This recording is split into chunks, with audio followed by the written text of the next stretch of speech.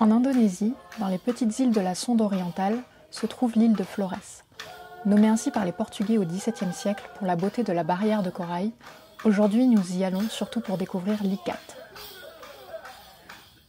C'est dans un village du district de Momer que nous avons rendez-vous afin de voir et comprendre cette technique de tissage ancestrale. L'Ikat, c'est le nom donné ici à la fois pour la technique et le tissu. L'Ikat est porté pour les moments importants car il a beaucoup de valeur. Il faut plusieurs mois pour en confectionner un, suivant le choix des motifs et des couleurs. Une femme doit d'ailleurs en offrir un à son futur mari lors du mariage, même si ici, ce sont les hommes qui payent une dot. L'Ikat serait originaire de Chine et aurait été exporté via le commerce maritime, mais le nom est bien indonésien. Il signifie « noué », attaché.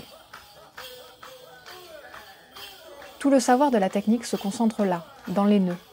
Mais il y a avant ça plusieurs étapes. Il faut d'abord préparer le coton ramassé, le nettoyer en enlevant les impuretés et le travailler afin de produire le fil et la bobine. On peut y ajouter de la soie, mais alors le produit final sera plus onéreux car plus précieux.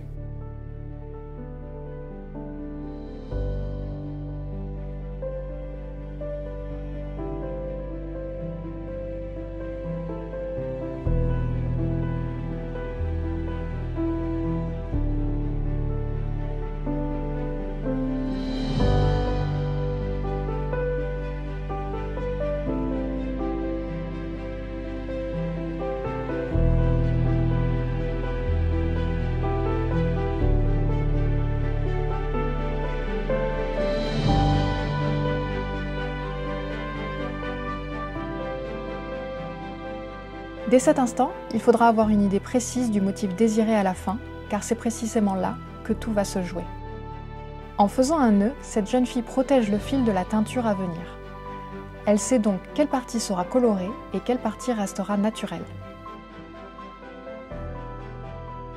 C'est donc noué que le fil va passer dans plusieurs bains de teinture.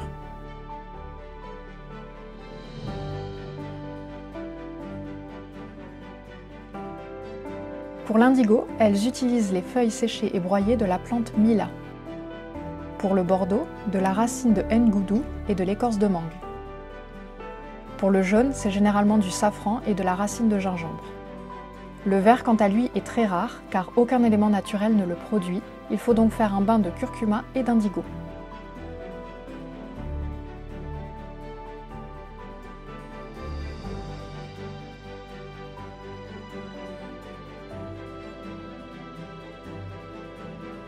Pour fixer la couleur, ils emploient de la chaux qui vient de la calcination de coraux et d'un filtrate de cendre.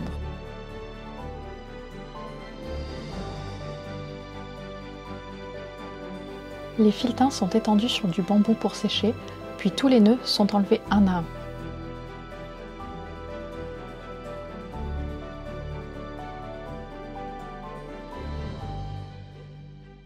Pour intensifier et fortifier la couleur, on peut utiliser le noyau du kémiri ou bon coulier des Moluques en huile.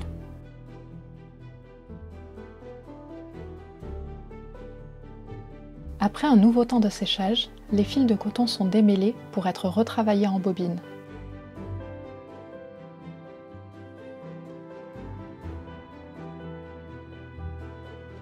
Les femmes peuvent alors s'installer à leur métier à tisser pour fabriquer l'Ikat. Les motifs choisis au départ, protégés par les nœuds, vont apparaître au fur et à mesure des superpositions.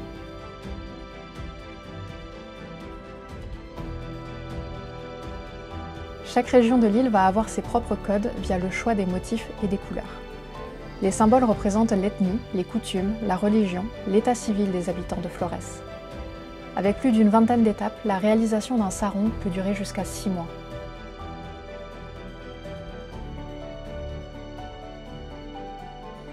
Voilà pourquoi la complexité et la tradition de l'Ikat, qui se perpétue de génération en génération, fait partie intégrante du savoir culturel de l'Indonésie.